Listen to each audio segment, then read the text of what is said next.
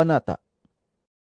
Nabalitaan ng mga Pariseo na si Jesus ay mas maraming nahihikayat na maging alagad at nababautismuhan kaysa kay Juan. Nalaman ito ng Panginoon. Bagaman hindi si Jesus mismo ang nagbabautismo, kundi ang kanyang mga alagad. Kaya umalis siya sa Judea at bumalik sa Galilea. Kailangan dumaan siya sa Samaria. Dumating siya sa isang bayan na tinatawag na Sicar. Malapit ito sa bukid na ibinigay ni Jacob sa kanyang anak na si Jose. Dito matatagpuan ang balon ni Jacob. Dahil napagod si Jesus sa paglalakbay, umupo siya sa tabi ng balon. Halos katanghalian na noon. May isang Samaritanang dumating upang umigib. At sinabi ni Jesus sa kanya, "Maaari bang makiinom?" wala noon ang kanyang mga alagad dahil sila'y bumibili ng pagkain sa bayan. Sinabi sa kanya ng babae, Ikaw ay Hudyo at Samaritana naman ako. Bakit ka humihingi sa akin ng inumin? Sinabi niya iyon sapagkat hindi nakikihalubilo ang mga Hudyo sa mga Samaritano. Sumagot si Jesus, Kung alam mo lamang ang kaloob ng Diyos at kung sino itong humihingi sa iyo ng inumin, ikaw ang hihingi sa kanya at bibigyan kanya ng tubig na nagbibigay buhay. Nagsalita ang babae, Ginoo, malalim ang balong ito at wala ka namang pansalok. Saan ka kukuha ng tubig na nagbibigay buhay? Ang balong ito ay pamana pa sa amin ng aming ninunong si Jacob. Dito siya uminom, gayon din ang kanyang mga anak at mga hayop. Higit ka pa ba sa kanya? Sumagot si Jesus, Ang bawat uminom ng tubig na ito'y muling mauuhaw. Ngunit ang sinumang uminom ng tubig na ibibigay ko sa kanya ay hindi na muling mauuhaw kailanman. Ang tubig na ibibigay ko ay magiging batis sa loob niya at patuloy na bubukal at magbibigay sa kanya ng buhay na walang hanggan.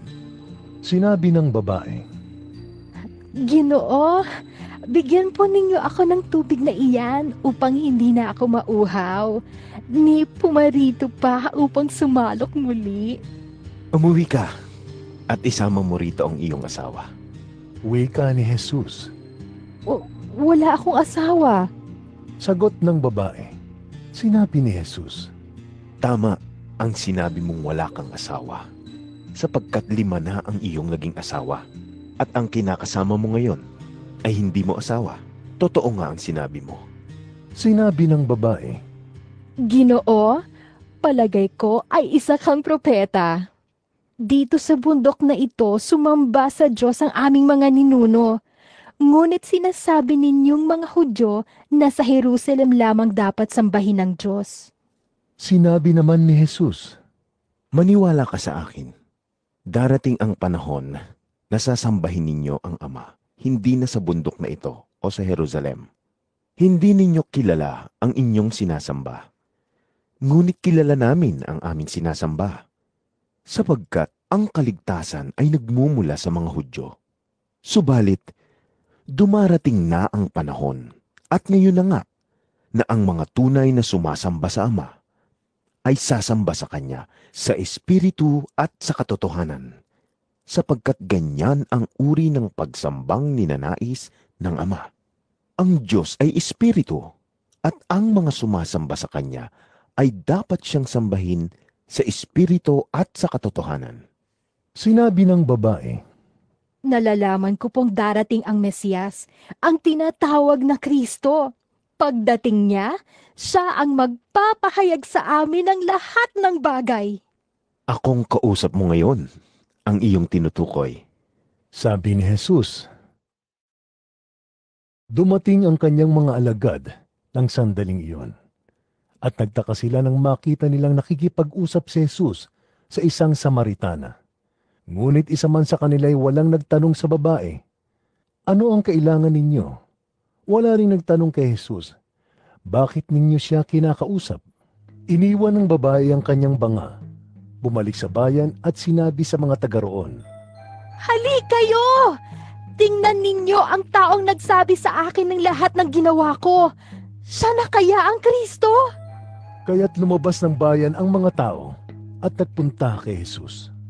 Samantala, makailang ulit na sinabi ng mga alagad kay Jesus. Rabi, kumain na kayo. Ngunit sumagot siya. Ako'y may pagkaing hindi ninyo nalalaman. Kaya't nagtanong-tanungan ang mga alagad. May nagdala kaya sa kanya ng pagkain? Sinabi sa kanila ni Jesus.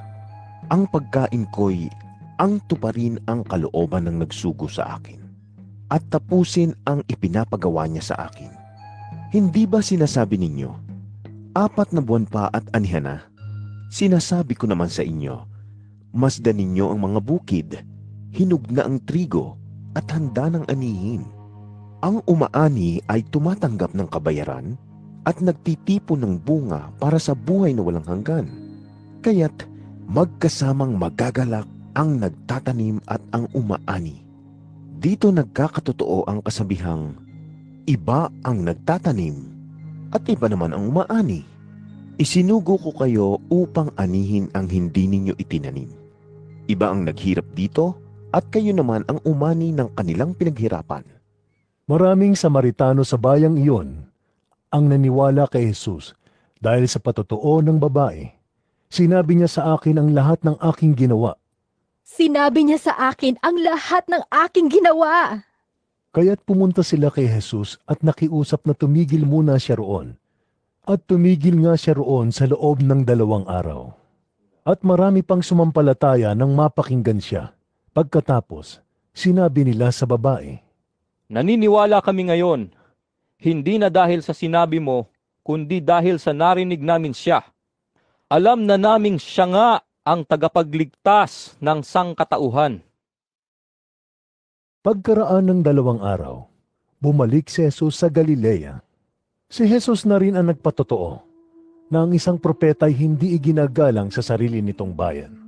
Pagdating niya sa Galilea ay mabuti ang pagtanggap sa kanya ng mga taga roon, sapagkat nasa Jerusalem din sila noong pista ng Paskwa at nakita nila ang lahat ng kanyang ginawa roon. Nagpunta muli si Jesus sa Cana sa Galilea, kung saan ginawa niyang alak ang tubig. Sa bayan naman ng Capernaum ay may isang pinuno ng pamahalaan. Ang anak niyang lalaki ay may sakit at naghihingalo na. Nang mabalitaan niyang bumalik si Jesus sa Galilea mula sa Judea, pinuntahan niya ito at pinakiusapang pumunta sa Capernaum upang pagalingin ang kanyang anak. Sinabi sa kanya ni Jesus, hanggat hindi kayo nakakakita ng mga himala at mga kababalaghan, kailanman ay hindi kayo sasampalataya. Ngunit sinabi ng pinuno, Tayo na po, Panginoon, bago mamatay ang aking anak. Sumagot si Jesus, Umuwi ka na, hindi mamamatay ang iyong anak. naniwala ang lalaki sa sinabi ni Jesus at umuwi na nga siya. Sa daan pa lamang ay sinalubong na siya ng kanyang mga alipin at sinabing gumaling na ang kanyang anak. Tinanong niya ang mga iyon. Anong oras nang bumuti ang kalagayan niya? Alauna po kahapon, nang siya'y mawalan ng lagnat. Tugon nila. Naalala ng ama na noong oras na iyon, sinabi sa kanya ni Jesus, hindi mamamatay ang iyong anak. Kaya't siya at ang kanyang buong sambahayan ay sumampalataya kay Jesus. Ito ang pangalawang himalang ginawa ni Jesus sa Galilea pagkagaling mula sa Judea.